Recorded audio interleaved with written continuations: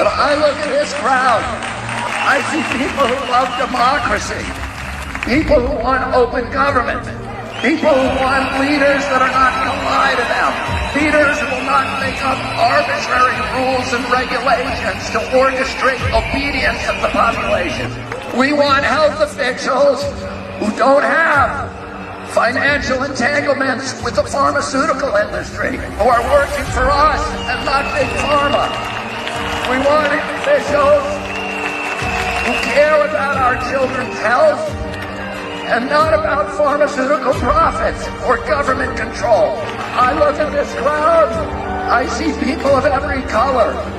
I see people from every nation, every religion, all caring about human dignity, about children's health, about political freedom.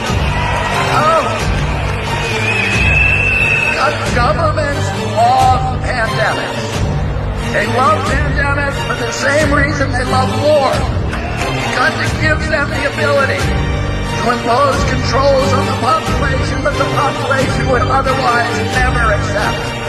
Create institutions and mechanisms for orchestrating and imposing obedience. Now I'll tell you something. It's a mystery to me.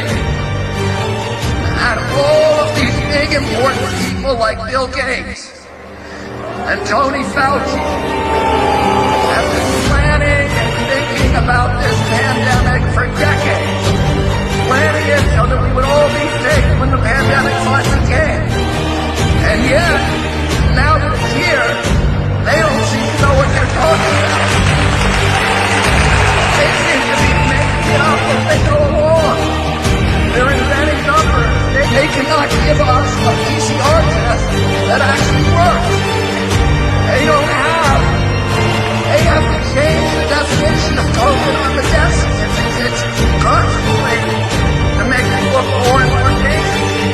The one thing that they're good at is pumping up fear. 75 years ago, Herman Goering testified at the Nuremberg trial. And he was asked, how did you make the German people go along with all this? And he said, it's an easy thing. It's not anything to do with Nazism. It has to do with human nature.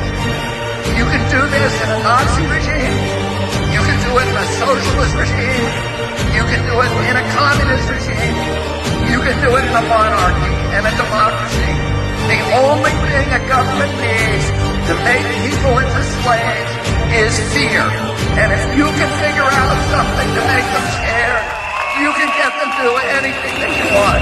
They haven't done a very good job about protecting public health, but they've done a very good job at using the quarantine to bring 5G into all of our communities and to shift us all, to begin the process of shifting us all to a digital currency, which is the beginning of slavery.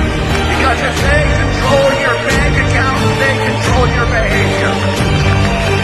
And we all see these advertisements on television saying 5G is coming to your community. It's going to be a great thing for all of you.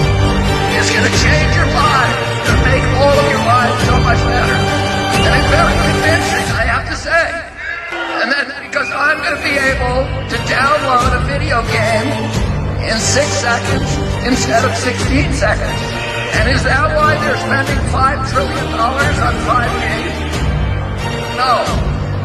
The reason is for surveillance and data harvesting. It's not for you and me. It's for Bill Gates. It's for Jeffrey Zuckerberg. And it's for Bezos and all of the other ones. Bill Gates says that his satellite fleet will be able to look at every square inch of the planet 24 hours a day. But that's only the beginning. He also will be able to follow you on all of your smart devices through biometric facial recognition, through your GPS. You think that Alexis is working for you. She isn't working for you. She's working for Bill Gates, spying on you. And the pandemic is a crisis of convenience for the elites who are dictating these policies. It gives them the ability to obliterate the middle class, to destroy the institutions of democracy, to shift all of our wealth from all of us to a handful of billionaires to make themselves rich by impoverishing the rest of us. Telling them today, you are not going to take away our freedom. You are not going to poison our children. We are going to demand our democracy back. Thank you all very much for fighting.